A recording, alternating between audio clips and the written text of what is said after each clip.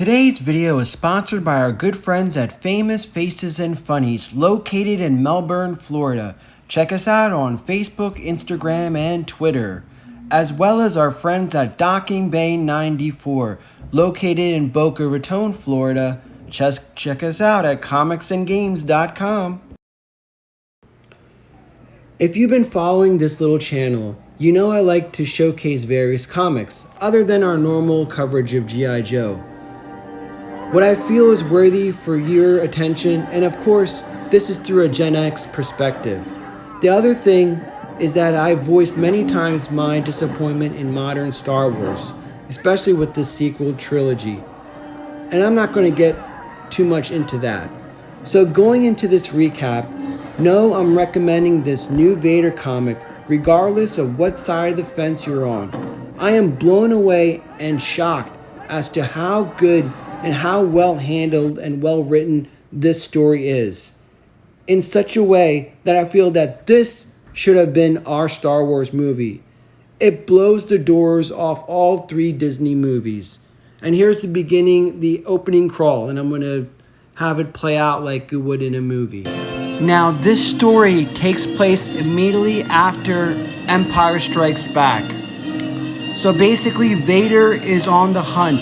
Why Luke was hidden from him? Who is behind this? That's the basically backdrop of this exciting Star Wars story. And you're gonna find out this is well written, and you actually feel like this is a continuation of the originals.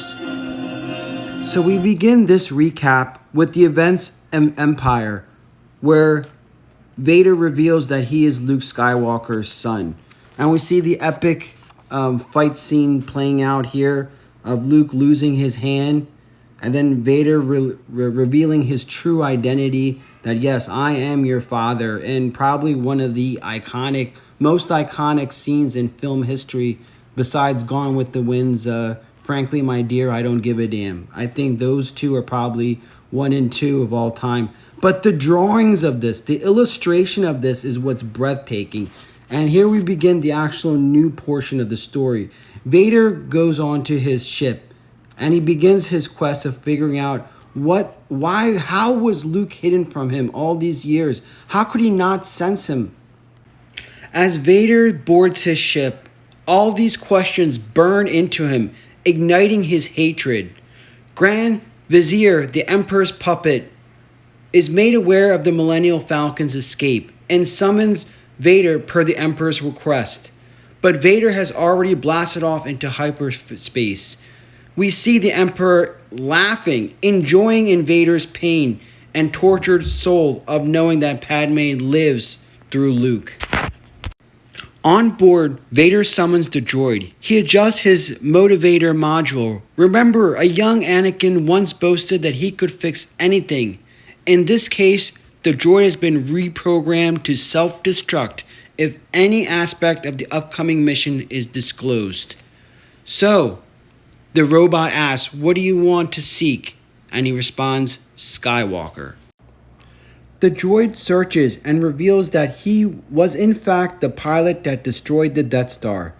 But since his last encounter with Vader, he has disappeared.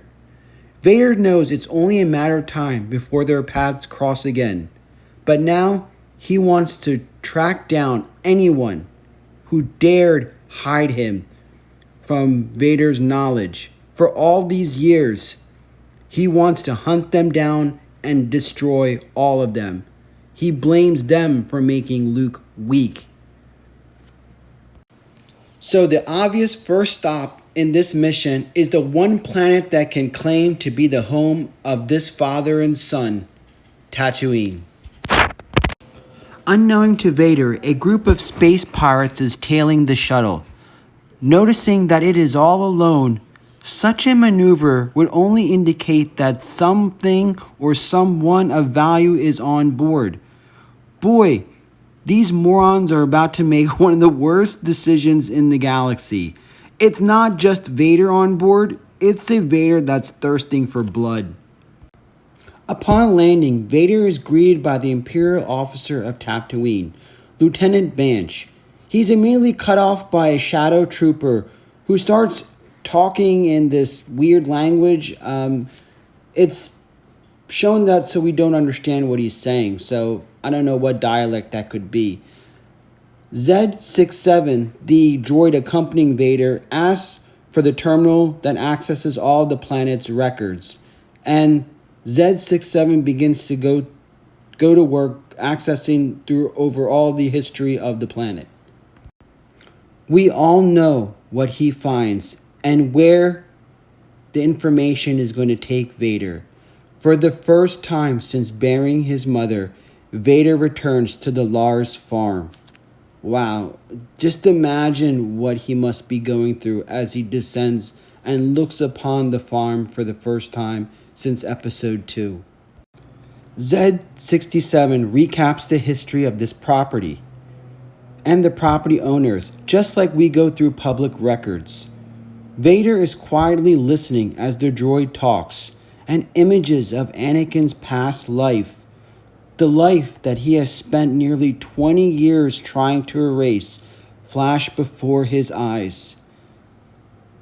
The droid adds to the very end that at some point, Owen Lars and his wife Beru adopted a young boy named Luke Skywalker.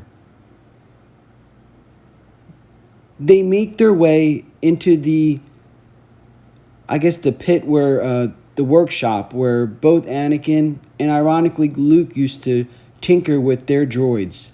The droid makes a side comment saying, "Boy, they sure know how to treat their droids here." Again, the droid points out how this must have been the boy's room to tinker with his toys and droids, inadvertently pointing out the similarities of father and son. Vader recaps the moment in episode 2 when we all get the first glimpse of Vader's existence, made its way to the surface and be known to all. And we see here that iconic scene of when Padme brings lunch over to Luke right after he has killed all the Sand People. As Vader is somewhere between the past and present, the droid continues on, recounting an unrest between the farmers and the Tusken Raiders, and how Owen Lars' wife Shmi was a casualty of this conflict. The records also reveal that a huge massacre of the Raiders was conducted by an unknown party, but we all know who the hell that was. And again, we go into a flashback of the birth of Darth Vader, as Anakin reveals to Padme that he slaughtered them like animals because they are animals and he hates them. And we see Padme telling Anakin that to be angry is to be human. And then another flashback of Yoda, anger leads to hate, hate leads to suffering. Again, all of this is going through his head. Padme, come away with me. Help me to raise our child. Get out while you still can. Everything is hitting him at once, and how he feels that he could become more powerful and bring peace to the galaxy. Everything from episode 2 and episode 3, and then we see Luke's face again. He sees Luke's face again, and how he's saying, "Come with me." And Luke's face goes between Padme's and his own, and Vader is just beside himself with conflicting feelings. And we see Luke making that famous fall from the Cloud City with his arms outstretched, but that's not Luke. It's Padme he sees, and he's being torn apart. Now, credit this writer and the illustration of this. I mean, you could feel what Vader is going through. That twist, that pull between him that's going on that we don't see in movies, what's going on inside of him that only, this type of medium can portray.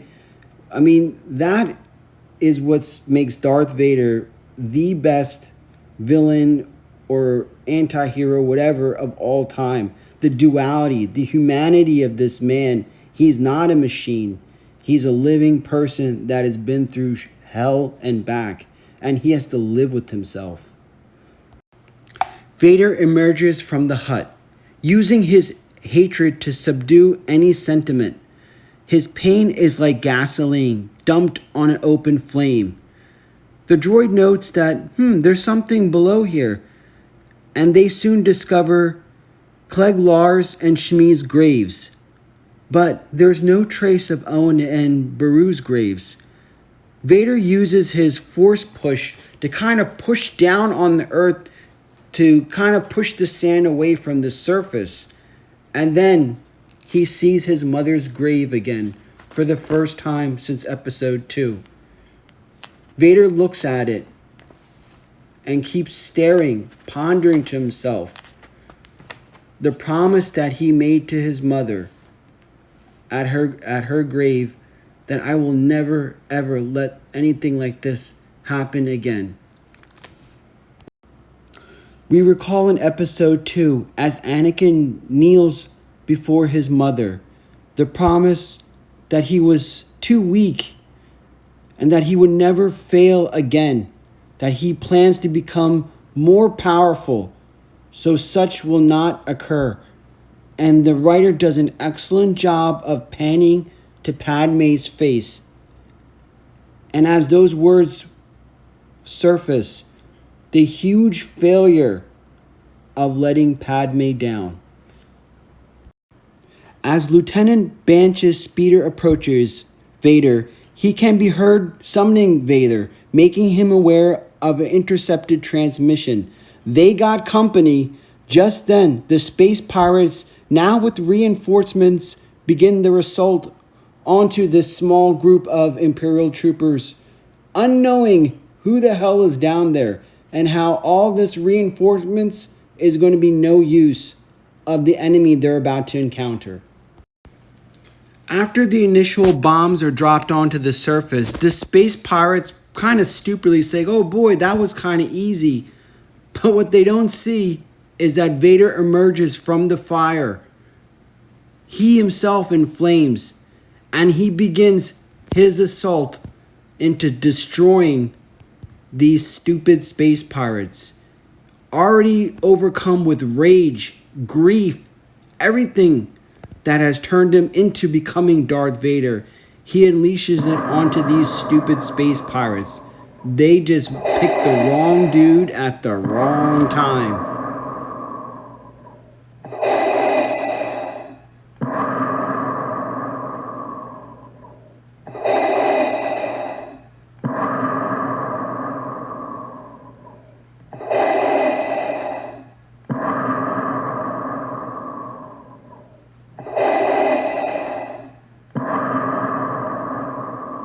Vader came to this planet to unleash punishment, and that's what he intends to do.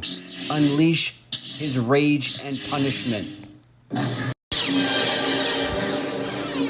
The space pirates who thought that this was going to be a walk in the park now find themselves fighting for their lives.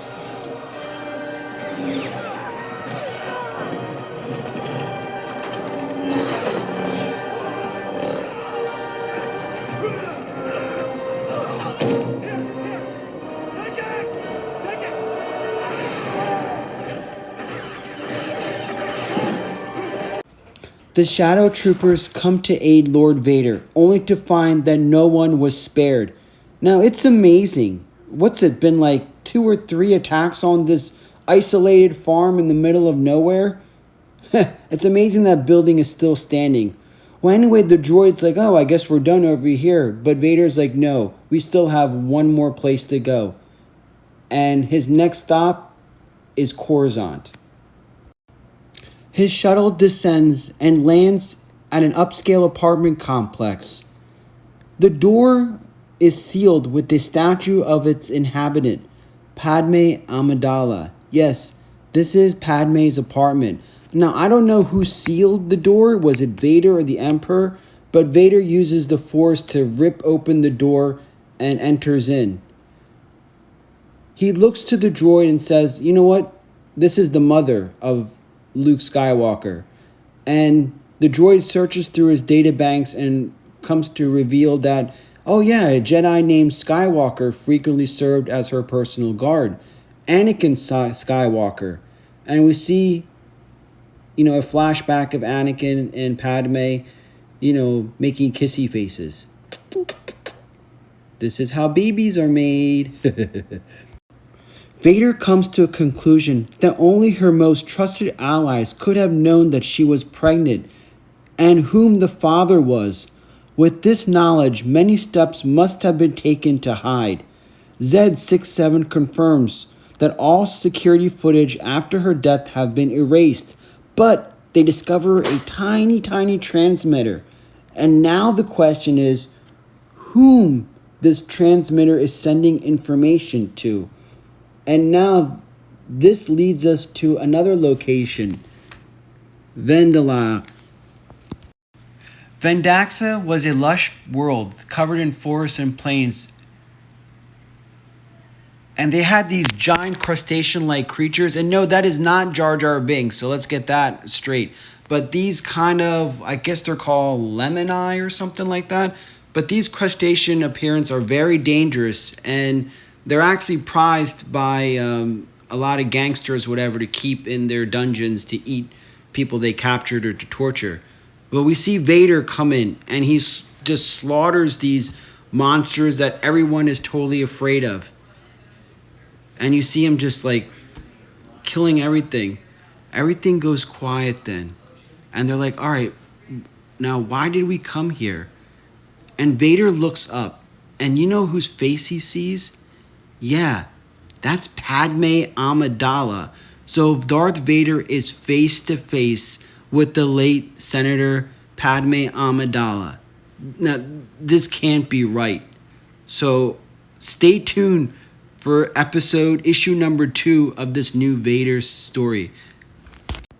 So we're going to end by saying that there's something out of place here. That transmitter was sending to, at Queen Amidala's apartment, was sending it to Padme herself. Has to be a clone or something, guys.